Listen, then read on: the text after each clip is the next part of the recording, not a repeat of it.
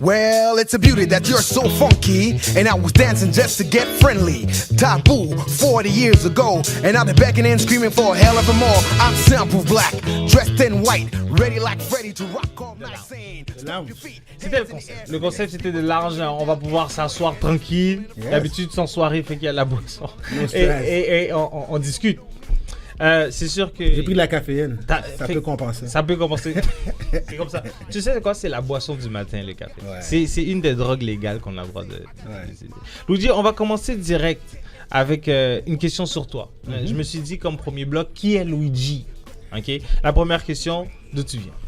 Je viens de Montréal, l'hôpital Fleury. L'hôpital Fleury? Ouais, surtout. Tu viens vraiment de l'aile, en fait. Ouais, de l'aile, Tu restes exactement. là. Je vois où... Ah, Partenay Fleury. Toi, t'habitais sur Partenay? J'étais né là. T'es né t'es et conçu là. Oh. Selon le mot, selon la définition du mot origine. Né et Ah, conçu. ok. C'est ça mes origines. Est-ce que t'es allé à Parkex comme école? À quelle Non, école t'es allé? à travers le temps, j'ai grandi. Bon, je suis né là à Fleury. Après, on a établi Saint-Laurent. Ville-Saint-Laurent. Quand j'étais jeune, on a fait un bon bout à Ville-Saint-Laurent. En arrière du métro Côte-Berthier, en fin de compte. Ok. C'est là que je suis devenu trilingue par force. Hmm. So, dans la maison, c'était le créole. Mon quartier est anglophone, puis j'allais à une école française. T'as rencontré les personnes du West, le West Island, presque. Ouais, là, c'est les Pakistanais, les Jamaïcains. Beaucoup d'Haïtiens dans ce temps-là. Beaucoup Yeah. d'Haïtiens. Ouais, dans les années 70, beaucoup d'Haïtiens. Dans l'Ouest, nos voisins, c'est des Haïtiens. Les Haïtiens dans l'Ouest, je les ai toujours trouvés comme des anomalies. Comme, Des qu'est-ce que tu fais là?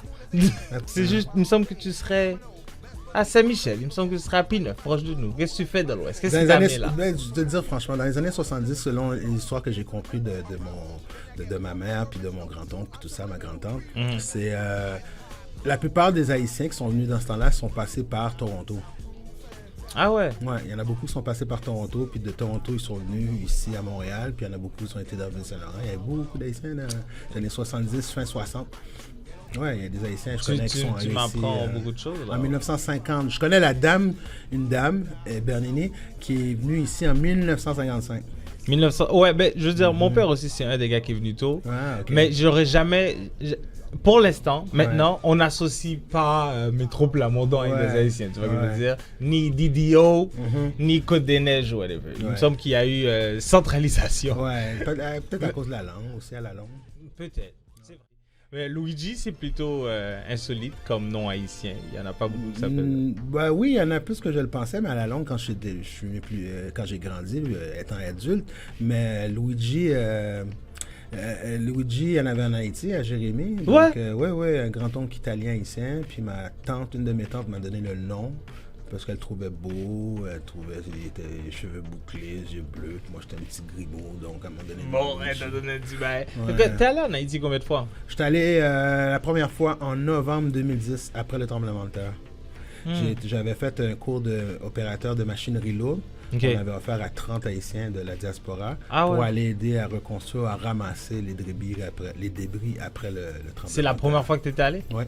Ok, puis ultimement, t'es allé combien de fois après ça? J'ai été une fois de plus encore, puis après ça, bon, j'ai voyagé, j'ai habité Calgary depuis 2010, puis je suis revenu ici.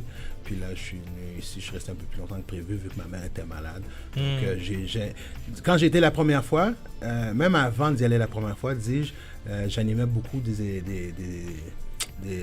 événements de levée de fonds pour les associations différentes, quartier Jérémie, Jacmel, tout partout. Et puis, je disais tout le temps, j'avais hâte d'y retourner. Et quand j'ai été, pour la première fois, c'est comme si j'avais déjà été. Ouais, tu Ah t'es ouais. senti home. Ouais, c'est no stress. Depuis l'aéroport, des problèmes de bagages, j'étais devenu le gars qui triait les bagages de Delta à Air Transat. Tout le monde me regardait. Moi, j'étais très live. Là, Je suis jamais allé en Haïti. Non, t'as besoin d'y aller. Tu connectes. C'est vraiment là. Moi, j'ai pas voulu être en auto. On avait peur que je me fasse kidnapper, puis ci, puis ça, par des Mais ça trucs. arrive, ces affaires, Ouais. ça arrive. Surtout là, qu'il c'est comme- j'ai eu beaucoup de personnes dans ma famille qui ça allait arriver d'être kidnappées. Ok, right. ouais, So, ouais. mais toi, quand même, téméraire. Mais moi, j'ai fait la plupart de mes journées, à part de Port-au-Prince à Hawkeye, aller voir mes cousins là-bas. J'ai été dans tout Port-au-Prince, jusqu'à Delma, Font-Amaran, Croix-les-Bouquets, La Plaine. J'ai tout fait ça en moto. Nice. En moto. Je joue au basket sur le terrain de basket Barbancourt. C'est comme si j'avais déjà été. Tout le monde ne croyait pas. Pas grand monde qui croit que c'est la première fois dans l'Haïti. Vraiment. Tu sais, comme j'ai un père, ok? Uh-huh. Il est venu ici, il s'est quand même bien débrouillé. Ouais. Et là, une fois, il est retourné pour des vacances. Je crois que il s'était permis ça. Ça faisait déjà 15 ans qu'il n'était pas allé. Mm-hmm. Commençait à être vieux, là, fin soixantaine.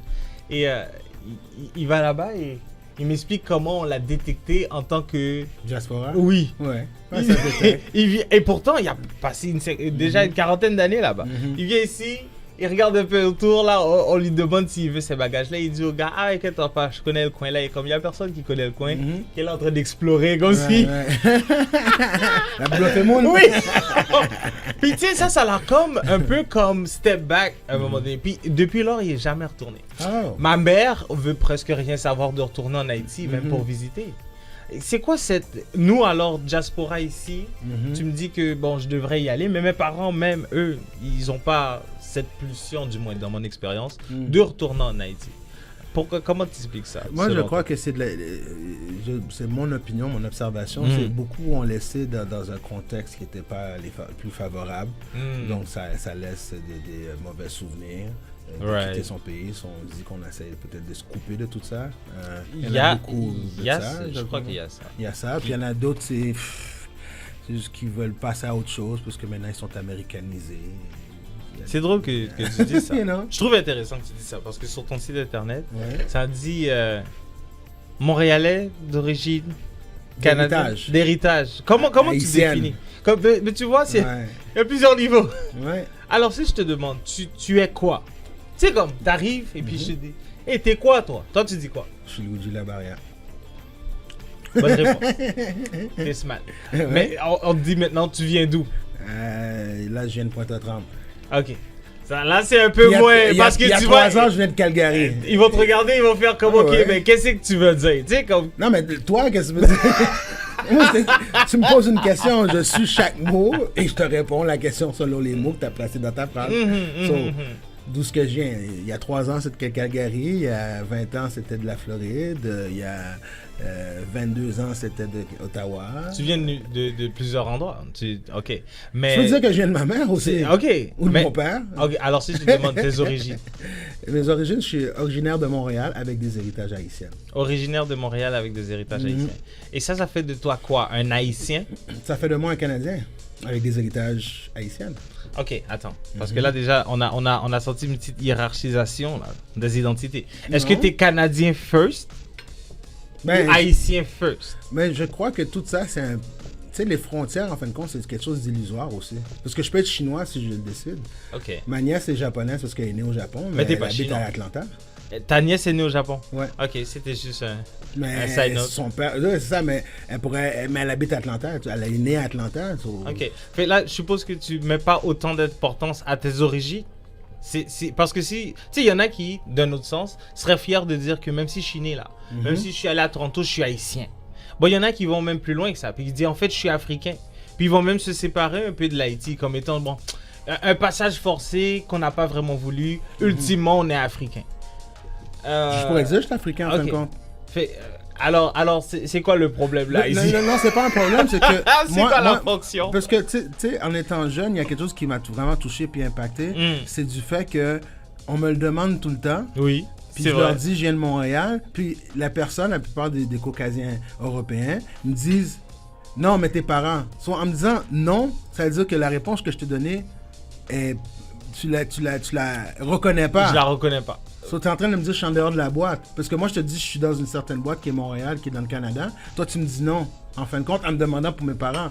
Parce qu'on s'attarde jamais à demander aux Caucasiens européens d'où ce qui vient, toi, à part un Italien qui a un accent, un Grec, ou tu comprends, un Portugais. Je vois. Tu comprends? So, moi, j'en vois un, je vois quelqu'un caucasien européen, de descendance européenne ou française.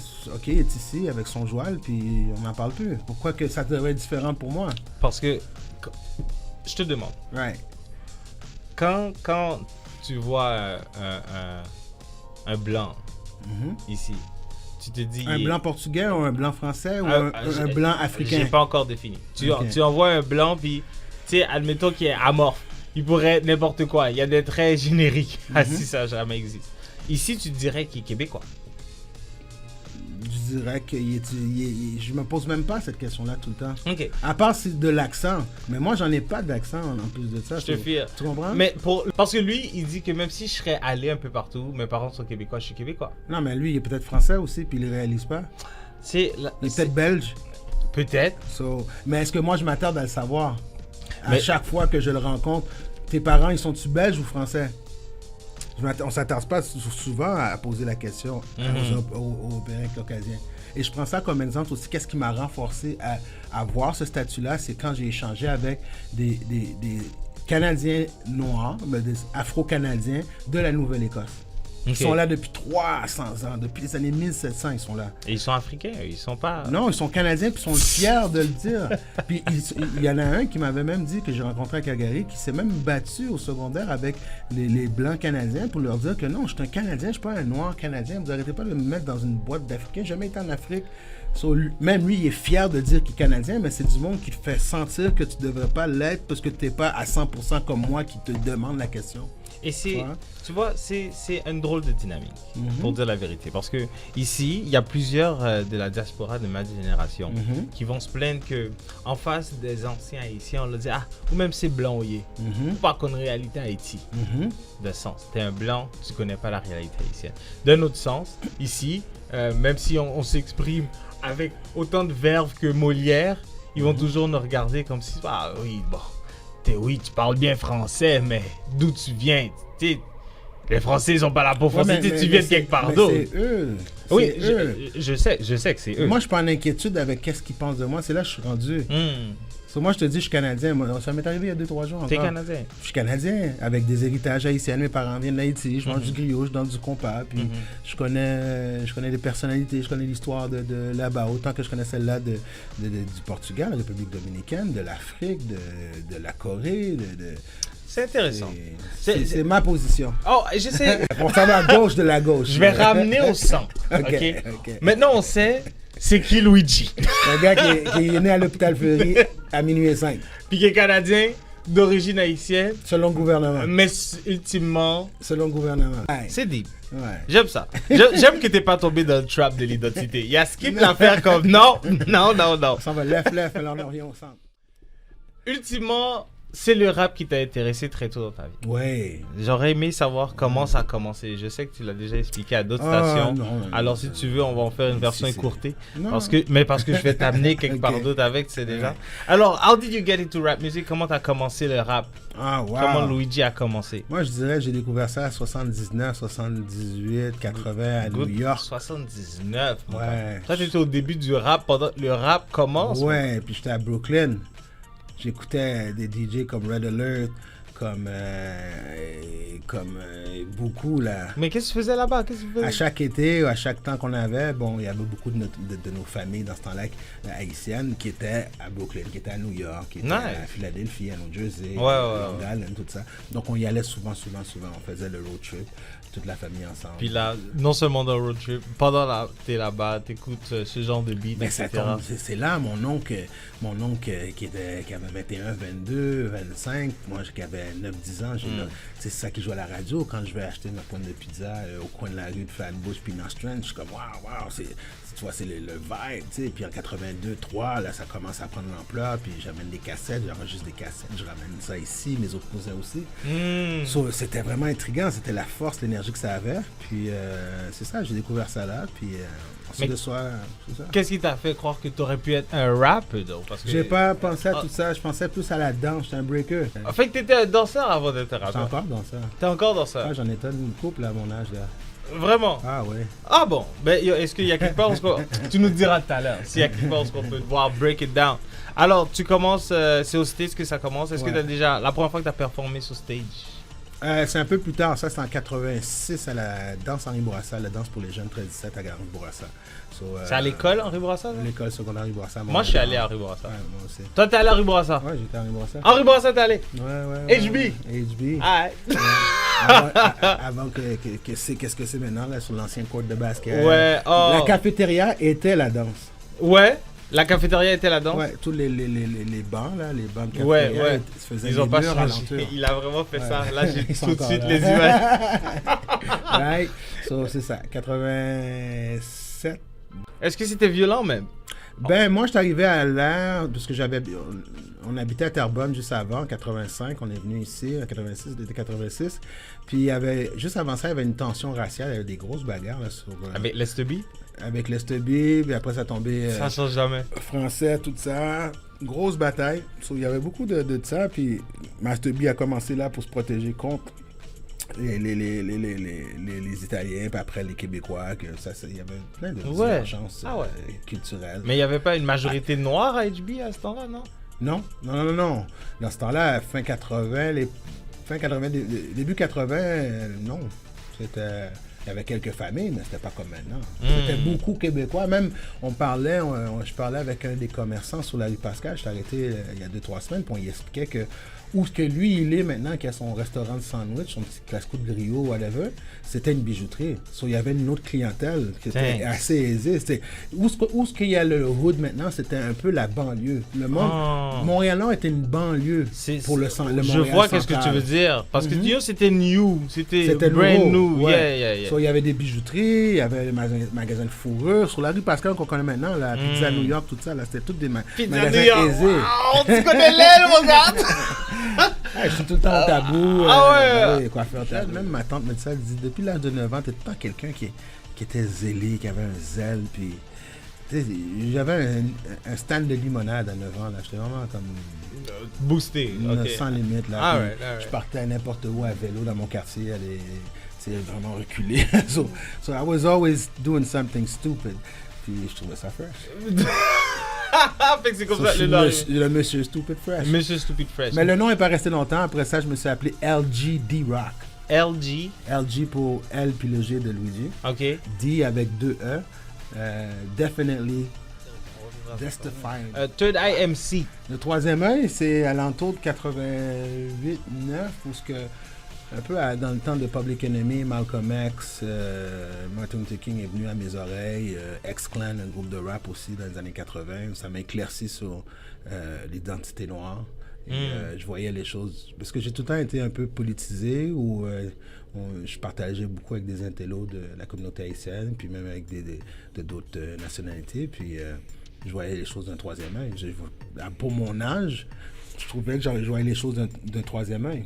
Puis je trouvais que c'était sage. Il va falloir que tu me donnes un exemple de ce site du troisième œil.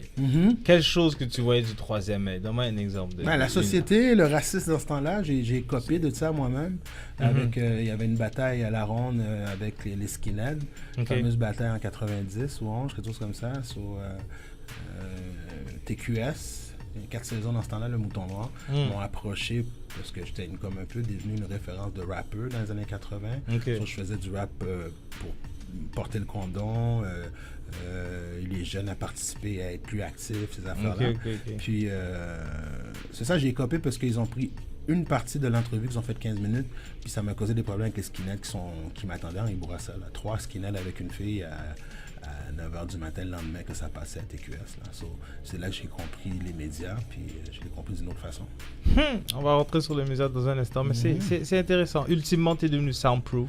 Ça, c'est un peu ta transition vers la radio. Soundproof, c'est mon voyage en Floride en 99, où j'avais passé beaucoup de choses.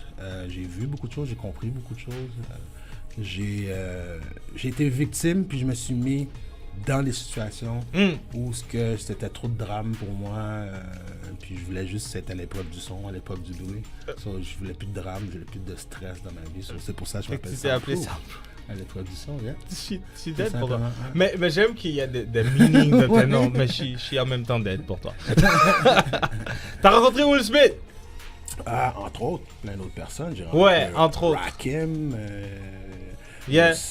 Fresh Prince et Jazzy Jeff dans le temps. C'est comme ça, ouais. Avant son émission Fresh Prince Bel Air. Il était venu ici au Palladium, qui est maintenant la Bibliothèque nationale. Il était venu ici. Ok. Il est venu ici, puis c'est là que tu l'as rencontré. Ouais, en 87, quelque chose comme ça, avec De La Soul, Roxanne Chanté. Oh, De La Soul, ok. Est-ce que ça t'a move, ça, cette rencontre? D'ailleurs, si c'est pas elle, quelle rencontre t'a le plus move vu que t'as rencontré beaucoup de célébrités? Oh, je dirais Wyclef. Wyclef, j'ai eu une leçon. On a eu un bel échange. J'ai eu un bel échange avec son ancien pasteur qui habitait dans la même ville que moi, en Floride. J'ai eu un bel échange avec son cousin, Jerry Wonder aussi, qui m'a super bien apprécié. Nice. Rencontrer O.J. aussi, ça m'a frappé. Simpson? Ouais, O.J. Simpson. Ça m'a impacté, pas parce qu'il t'a proposé quelque chose? Non. Yo, I got a glove. Non. Je crois pas qu'il était... Je l'ai rencontré en 2000-2001. T'as rencontré O.J.? O.J., il était une des personnalités de la station de radio qui célébrait son 1 an d'anniversaire. Puis quand je l'ai rencontré, ça m'a éclairci parce que je suis quelqu'un qui sent le vibe des gens. Tu sais, je crois que tu peux le remarquer. Tu peux lire quelqu'un. Je peux le lire, je peux sentir la vibration. Puis tu vois, c'était un monsieur qui était très, très, très fatigué de tout ce fardeau-là. C'est tout ce que j'ai ressenti quand je l'ai rencontré. J'ai une photo avec lui, puis il est très, très, très fatigué. Tu le voyais, ça lui fait beaucoup de peine, qu'il soit coupable ou pas, mais tu vois qu'il traîne un fardeau, puis il est fatigué. C'est ça que j'ai vu dans ses yeux, dans son visage. J'étais avec ma mère aussi, elle était là aussi quand j'ai rencontré, puis c'est ça qu'on a remarqué. Je peux comprendre. Il est épuisé. Ça me fait penser à Cosby. Cosby, quand tu le voyais là, genre, il était comme, regarde, do what you will. Ouais, genre, exact. Ouf. Ouais, bon, en même temps, if you kill the bitch. Qu'est-ce que tu penses de Kanye West? Kanye West avec son nouveau mouvement chrétien maintenant, lui en tant que personnage en général, do you like him? Le mouvement chrétien, c'est... Bon, il faut parler de lui, puis du mouvement chrétien. Il y a plusieurs facettes de l'individu, comme n'importe qui, tu sais. Est-ce que tu aimes Kanye West? De la soul. Je suppose que un peu... Kanye West qui fait son affaire gospel, je me dis pourquoi pas. Okay. Le gars, il est à la quête d'une certaine paix, et il n'est pas le premier. Peut-être de la façon qu'il le fait à cause que c'est Kanye, on est un peu étonné. Mais Prince est témoin de Jéhovah, Michael Jackson est témoin de Jéhovah. Right. Missy Elliott a grandi dans le gospel. Il y a plein de personnes. Mais lui, c'est comme... si on regarde le parcours de Kanye West, je crois que ça fait un peu de sens qu'il fasse ça maintenant. Tu crois que ça fait du sens? Moi, je crois qu'il est à la quête, puis c'est normal. Tout le monde est à la quête. Ok. Tu comprends? Dans ce sens-là. C'est dans ce sens-là que ça fait du sens, parce qu'il cherche. Il se cherche, puis bon, il a admis lui-même qu'il prenait des médicaments, puis la santé mentale, je crois qu'il le dit en plus à un moment, qu'il y avait la santé, je trouve, la santé mentale. Parce que s'il n'aurait pas dit ça, je l'aurais trouvé fou, puis un peu, la gueule. Tu sais, ça n'aurait pas été pour le fait qu'il l'ait admis, je l'aurais trouvé vraiment comme, c'est wack. Mais c'est vrai qu'il est open. Il est open, puis je crois qu'à un moment donné, il faut ça. Pour avoir rencontré O.J., pour avoir rencontré Wyclef, pour avoir rencontré Sean Paul du monde, c'est assez populaire, le frère de Stevie Wonder, plein de personnes comme ça. À un moment donné, tu as besoin de ventiler. C'est pour ça que même moi, avec tout ce que j'ai vu, je veux partager maintenant, je veux rassurer un qui est plus jeune que moi ou quelqu'un qui est dans mon groupe d'âge, je comprends, à dire, ventile, pourquoi on est pincé à dire qui qu'on est. J'écoute du gospel, je veux faire un album gospel. Why not? Qui dit que Kurt Franklin ne fera pas un album hip-hop avec Jay-Z? Ça ferait plus de sens que Kanye? Ouais. Qu'est-ce qui se passe avec le rap québécois? Je veux dire, je vais te donner mon expérience avant de poser ma question. Ça m'a jamais intéressé. Le rap québécois puis francophone en général. Moi non plus. Ah bon? Mais jusqu'à... Non, il y a certains artistes qui m'ont intéressé. Qui m'intéressent toujours, mais... Tes racines m'ont l'air plus américaines, vraiment, là. Oui. Si tu me parles de la soul... Ouais. T'es comme ça, là je suis comme ok. Moi je veux dire, il y a plusieurs, on dirait dans la langue française, que ce soit en France ou au Québec, il y a quelque chose de très... Rec. Non, rec c'est un mot, oui. Mais je dis très dark, très lourd, très littéraire, trop mental, il y a pas... C'est vrai? Ah, c'est très dark. C'est une peine, il chiale de quelque chose, I don't know. Yeah. C'est comme, il n'y a pas de... Il n'y a pas de diversité. C'est toujours frustration. Comme le Québec est toujours frustré. Oh, nos taxes sont ça, nos nids de poules sont ça. On veut pas ça, on veut pas de croire, on veut de la laïcité, on veut ci, on veut toutes les choses, mais on dirait qu'ils sont jamais heureux du présent. Est-ce que tu es en train de dire que c'est une des raisons pourquoi ça a jamais vraiment éclos l'histoire du rap au Québec? À cause de justement cette attitude. Non, je vais te dire franchement, là, je crois que le hip-hop, quand j'ai commencé dans les années 80, c'est beaucoup anglophone. Ouais. Il y avait quelques tentatives francophones, entre autres Lucien Francaire, qui est un chanteur québécois caucasien blanc, avec Daniel Lavoie aussi, qui avait fait quelque chose un peu gimmick, mais qui a essayé de démontrer quelque chose. Céline Dion avait mis un rappeur qui est un de mes amis dans sa première chanson anglophone. Ah ouais? Puis moi, j'étais dans les 3 qui passaient l'audition pour ça aussi, en 90. Puis ça marchait. Il y avait une ouverture. Je crois que le Québec ou le Canada en soi est très conservateur. Et le Québec, c'est encore pire parce qu'ils sont très souverainistes, protecteurs de leur culture, qui veulent absolument que ça vienne d'eux. Puis là, quand il y a eu des Mosaïens, puis des Sans Pression, puis des Rayman, puis des LMDS qui ont fait des albums en 98, 99, 97, 98, 99, qui ont fait des booms, c'était comme devenu incontournable. Puis après ça, ils ont comme resserré la vis. C'est ça que moi, je trouve qu'ils ont resserré la vis. Ouais, puis Musique Plus aussi. Moi, je peux le dire parce que plein de personnes qui l'ont constaté l'ont dit dans les entrevues. La GRC était dans les bureaux de Musique Plus pour tel individu, tel artiste, tel rappeur, trop gangster, trop ci, trop ça, on veut plus que vous jouez, là. La police, là, était à Musique Plus. De sources sûres, il y a plein de tu peux trouver des entrevues sur YouTube, là, tu peux les trouver. So, ça a comme fermé, ça a serré la vis, puis il y en a d'autres qui sont juste restés underground. Puis d'un autre côté, je crois qu'aussi les artistes ont besoin d'être plus professionnels aussi. Ouais, ça joue des deux sens. Ouais. Moi, j'ai été approché pour être gérant d'artiste plusieurs fois, ou sinon agent, pas gérant, ou agent, ou juste dans... Puis il y en a que je trouve que your paperwork is not right. Je veux dire, je suis pas plus professionnel que ça à faire qu'est-ce que je veux faire pour toi. But il faut être méthodologique, il faut remplir un bon papier. Si j'entends parler d'un autre gérant qui veut me léguer ton statut d'artiste, puis tu fais rien, puis tu tripes parce que t'as un single, tu tripes. Qu'est-ce que moi je vais faire avec toi? Je veux pas tripper avec toi. I'm all about the Puff Daddy thing. Si c'est ça qu'on fait, on va le faire. Mais il y en a qui sont comme, tu sais, quand tu sers trop comme un savon mouillé, quand tu pèses trop, oups, tu glisses, ça glisse au pédule. Alors, selon toi, c'est quoi le futur du rap au Québec? Alors, est-ce qu'il y en a même? Man, je vais te dire quelque chose. Je suis vraiment pas dans le discours juste le Québec. Sérieux, là. On est en train de passer à côté de la map. On pense juste Québec. J'ai rencontré Maestro Fresh West. C'est une légende du hip-hop canadien de Toronto. OK. Let your backbone slide. I don't know that beat. Tu connais pas? Non. OK, mais tu iras faire un peu tes recherches sur ça. Mais lui, je l'ai rencontré l'année passée, puis même lui, qui est une légende du Québec, du Canada, se pose des fois les questions, puis juste là à Toronto, puis il est incontournable, il vient juste d'être reconnu par je crois la guilde des écrivains de musique cette année, là, tu m'as chauffé le choix. Nice. Même lui, l'année passée, il me l'a dit. Il ne sait pas qu'est-ce qui se passe avec le Québec. C'est comme ils sont dans leur univers, dans leur bulle à cause du français. Puis lui, il a collaboré avec certains artistes ici, mais il n'y a pas eu de suivi. Comme il a fait une chanson avec Sans Pression, c'est Sans Pression qui a fait rappeler. So, je crois qu'il faut aller au-delà de ce fameux Québec-là, puis au-delà de la langue française. Il faut arrêter cette affaire-là. C'est pas mon discours. Tu crois? OK. C'est pas, vraiment pas. J'essaie de passer vers l'autre, mais juste avant d'y aller. Ouais. Tu crois ça? Tu crois qu'il ne faut plus valoriser la langue et promouvoir sa répétition, son existence, la langue française? C'est pas ça. Moi, je parle du point de vue artistique. Au point de vue artistique. Artistique, là, il n'est pas supposé avoir de limite de langue. Je veux dire, tu danses suavemente. Je danse suavemente. Puis quand je mixe à Drummondville, ou à Rouyn-Noranda, ou à Saint-Georges-de-Beauce, ou à Hawkesbury, ou à Vaudreuil, ou à Valleyfield, ou à Cowansville, suavemente joue partout. Ils jouent même dans les clubs soirées compas, puis on comprend pas une phrase de l'espagnol. C'est pourquoi on s'arrête à les français. Je veux dire, on est des créolophones, on vient d'un héritage créolophone. Pourquoi c'est pas mon discours, moi, de dire, je suis trilingue pour commencer. Pourquoi je vais m'arrêter au français seulement? Je te fie. Moi, je te fie. C'est comme si on a pris héritage de leur combat à eux. C'est comme ça, me regarde pas. Ça. Je te fie. Là, il faut que je développe encore. Mais non, mais il faut que je te là, il faut que j'arrive. Si on est sur un plus real session, faut que j'arrive sur toi. Faut que j'arrive sur toi.